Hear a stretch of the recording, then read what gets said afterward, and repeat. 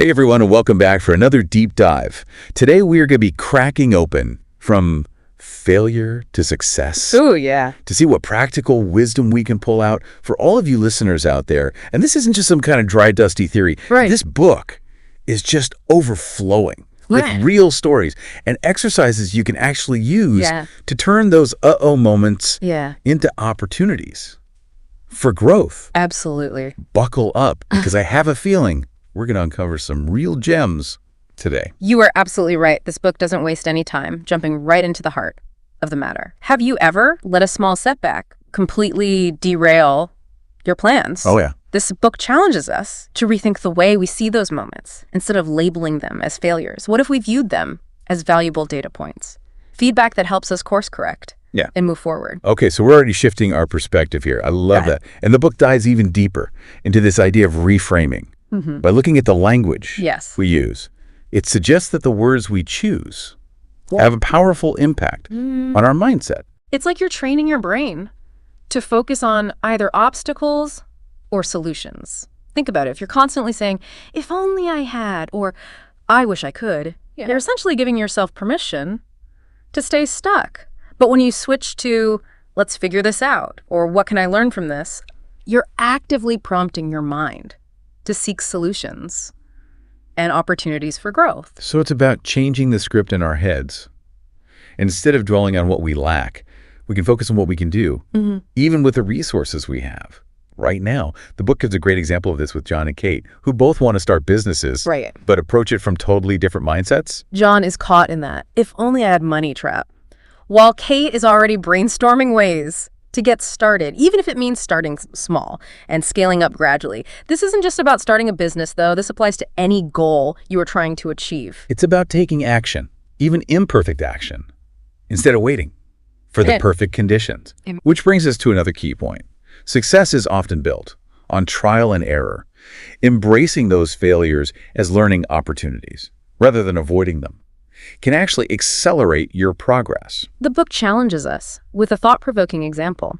Imagine a shy person who gets rejected when asking someone out. Is it really a failure?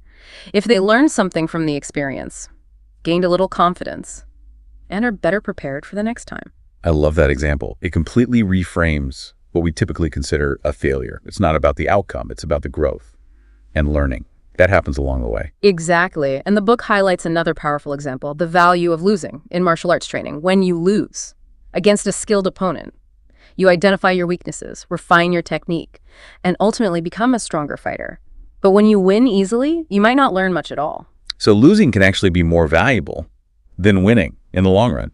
Now, to help us navigate this idea of reframing failure, the book breaks it down into 7 distinct types, each with its own causes and coping strategies. These categories are so insightful because they help you pinpoint the root of the issue and apply the right approach. Let's dive into the first one, which can be a real curveball, failures that you couldn't have prevented. I think we can all relate to this. Imagine a sudden job loss or a relationship ending unexpectedly. These experiences can be incredibly painful and often feel like personal failures. But the book offers a really powerful tool for coping with these situations. Stoicism. It often gets a bad rap, with people thinking it's all about being emotionless, passive. But Stoicism is really about focusing your energy on what you can control. So you can't control that you lost your job, but you can control how you respond, how you network, and how you build new skills. It's about taking responsibility for your own actions and reactions, even when external circumstances feel chaotic and unfair. And the book provides a really concrete example of this in action. The author actually chose to sleep in his car to prepare himself for potential hardship. Now, we're not saying you need to go sleep in your car tonight, but the idea is to intentionally embrace discomfort in small ways to build resilience. Think about it. If you're already used to dealing with minor inconveniences, you'll be better equipped to handle bigger challenges when they inevitably arise. It's like building up your mental and emotional muscles so you're ready for whatever life throws your way. The book also suggests a similar exercise for us. Imagine your absolute worst-case scenario and then plan for it. This might seem scary at first, But walking yourself through those what-ifs can actually help manage anxiety. By facing our fears head-on, we often realize that they're not as insurmountable as we initially thought. And sometimes, just having a plan in place can make all the difference in how we respond to those unexpected challenges. The book also challenges us to ask ourselves, is your worst-case scenario really that bad? It encourages us to consider our privilege and the resources we have available, even in difficult situations. This isn't about minimizing your struggles. It's about reframing your perspective and recognizing that even amidst hardship, there are often glimmers of hope and opportunities for growth. It's about focusing on what we have rather than what we lack, which leads us to another type of failure. That can be particularly tricky. Failure due to unrealistic expectations. We've all been there, right? That initial excitement for a project blinds us to the potential pitfalls. The book uses a really relatable example of building a house to illustrate this. The author had this grand vision, but ran into a ton of unexpected delays and costs. So how can we avoid falling into this trap of unrealistic expectations, especially when we're excited about a new goal? Thorough research is key.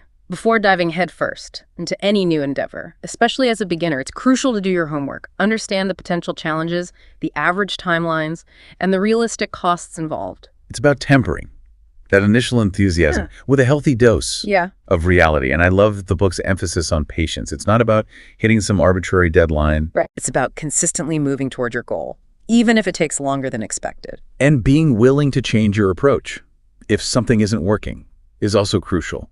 Flexibility is key in any journey. Now, another type of failure that I think a lot of us struggle with is failure due to lack of focus. Oh, yeah. Trying to do all the things at once. I've definitely been guilty of that.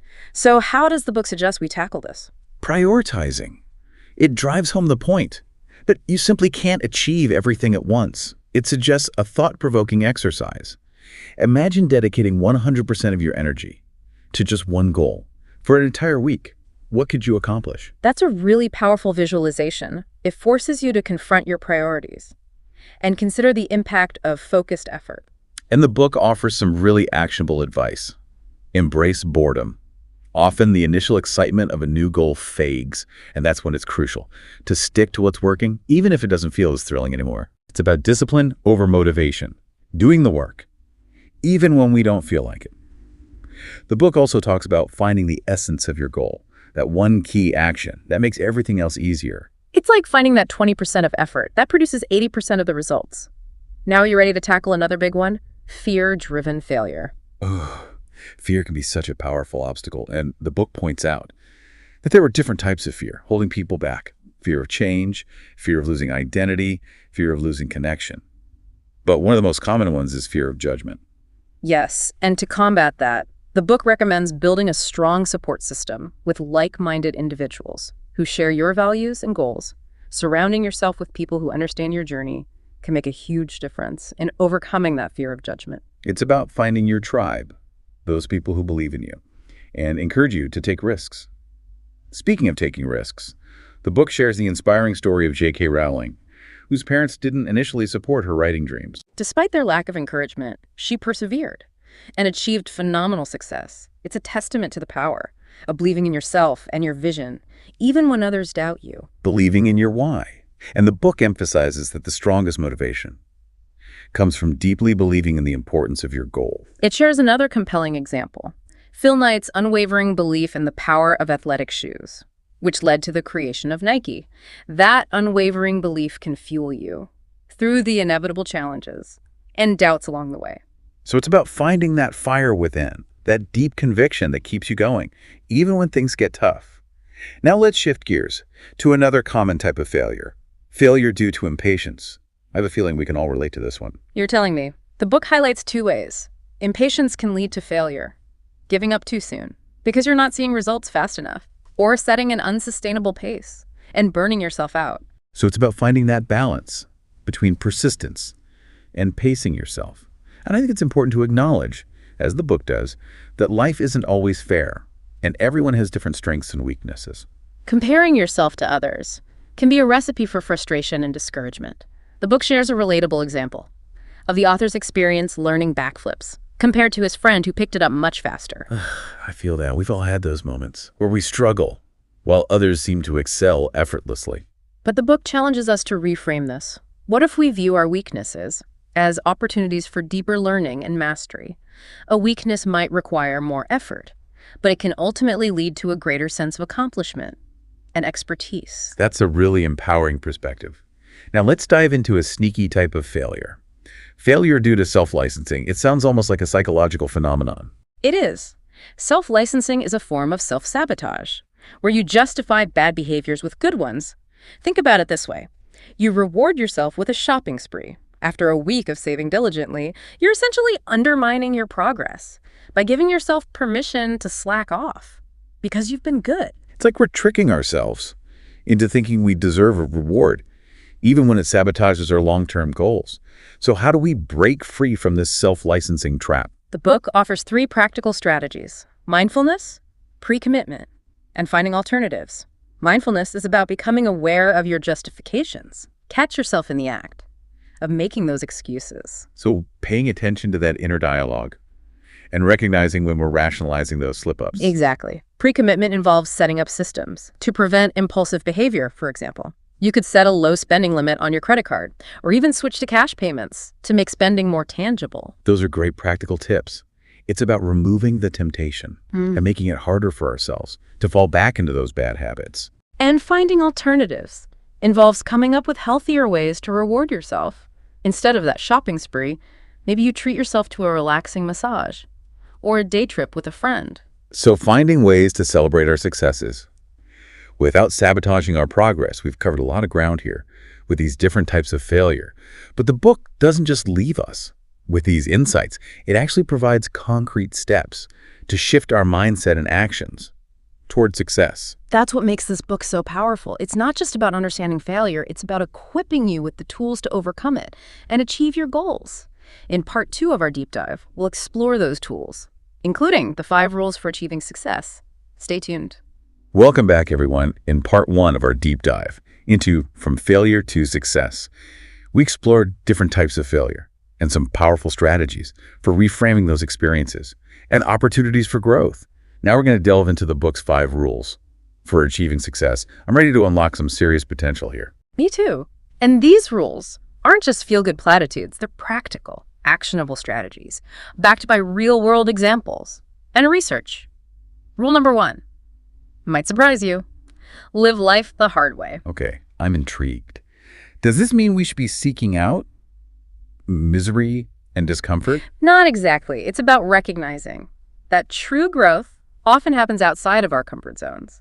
By intentionally embracing challenges and pushing our boundaries, we build resilience and develop the mental toughness needed to navigate the inevitable ups and downs of life. So it's about challenging ourselves to do things that feel a little scary or uncomfortable, even if it's just in small ways. The book gives some great examples of this, like pushing through a tough workout or sending that risky sales message. Exactly. It's about that consistent effort to expand our comfort zones. And the book suggests a really actionable exercise for us. Do one thing each week that scares you or makes you uncomfortable. I love that. Yeah. It doesn't have to be some grand life-altering challenge. It could be as simple as trying a new recipe or speaking up in a meeting when you normally wouldn't. Exactly. It's about those small, consistent steps that build momentum and confidence over time. Okay, ready for rule #2. You must feel worthy of success. This one really resonates with me. I think so many of us struggle with self-doubt and feelings of inadequacy, even when we have the skills and talent to achieve our goals. It's like having all the ingredients for a delicious meal, but then not believing you're worthy of enjoying it. The book offers some practical exercises to help us shift this mindset. Imagine writing a letter to a friend who's feeling discouraged. What would you say to them? What words of encouragement and support would you offer? We're often so much kinder and more compassionate to others than we are to ourselves. Exactly. So try applying that same compassion and understanding to yourself. Acknowledge your accomplishments, celebrate your strengths, and reframe those past failures as learning experiences. It's about recognizing that we're all works in progress and that making mistakes is an essential part of the journey. Now, rule #3 is all about clarity. Clarity precedes success. This is about getting crystal clear on what you want to achieve before you even start mapping out your plan. Imagine hiring yourself for the job of achieving your goal. What skills, experience, and resources would you need to bring to the table? That's a brilliant analogy. It forces you to be honest with yourself about your strengths, weaknesses, and areas where you might need to develop further. And to help you gain that clarity, the book suggests creating a detailed vision for your life. Not just a vague goal, but a vivid picture of what success looks like and feels like for you. So really getting granular here, thinking about your ideal day, your habits, your values, your relationships, the whole picture. Exactly. It's about creating a roadmap for the life you want to live. Now, are you ready for a rule that might seem counterintuitive? Rule #4, process the failure.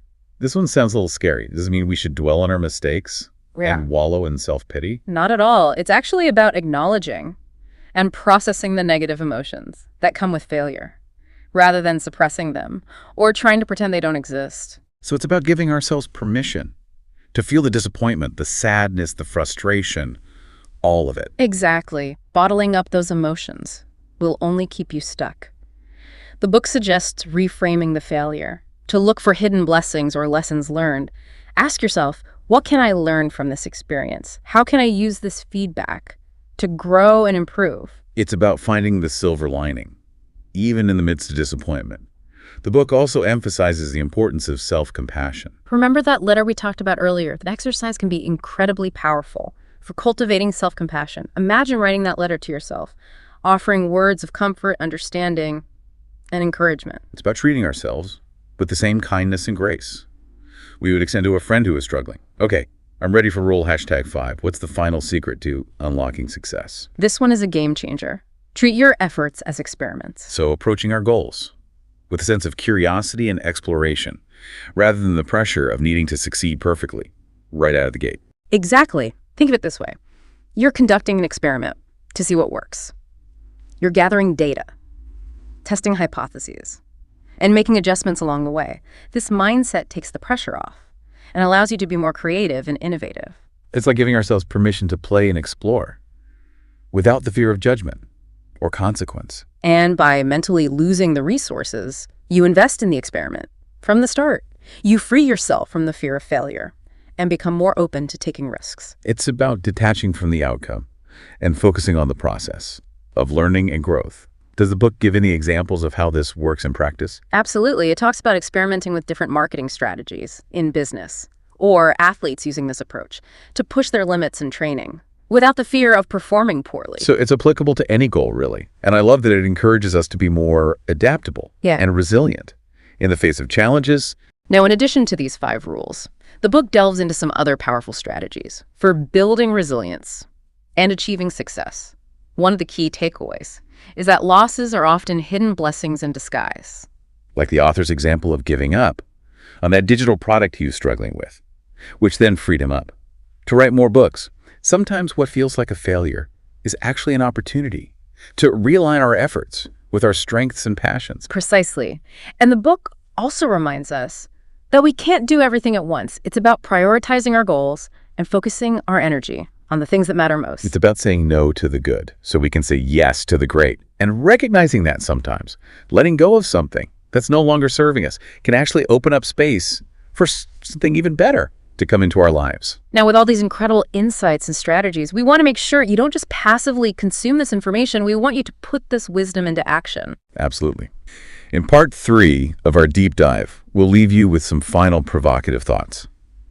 From failure to success, along with some actionable steps you can take to apply these principles to your own life. Don't miss it. Welcome back to the final part of our deep dive into From Failure to Success.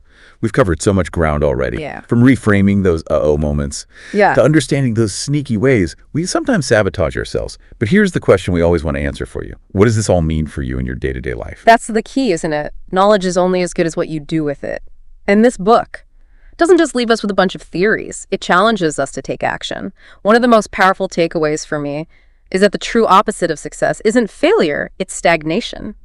Ooh, I like that. So it's not about avoiding failure altogether. It's about continuing to learn, to grow, to evolve, even if that means messing up sometimes. Exactly. The book uses the example of Babe Ruth, who, yes, holds the record for the most home runs, but also struck out more than any other player in Major League Baseball history. That's a great point. He swung big, hit big, and sometimes missed big, but he kept playing the game. He didn't let the fear of striking out Keep them on the bench. And that's what From Failure to Success ultimately encourages us to do, to keep swinging, keep experimenting, keep pushing our boundaries, even when we face setbacks. Because the truth is, those setbacks are inevitable. So what's one small step we can take today, based on what we've learned?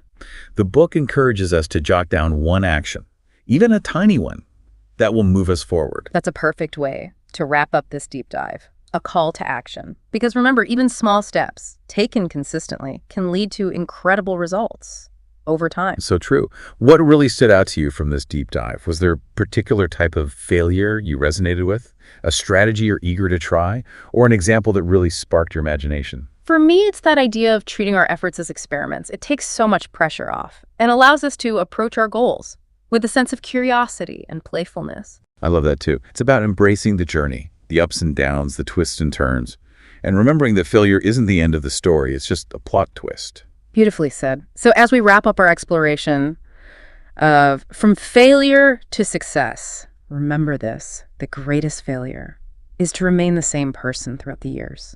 Embrace challenges, experiment, and never stop growing. So much wisdom packed into that statement. And don't forget to revisit the specific examples and exercises from the book that resonated most with you. And then take that one small step, that one action that will move you closer to the life you want to create. Until next time, keep diving deep. And keep learning. And remember, failure is just a stepping stone on the path to success. We'll see you on our next deep dive.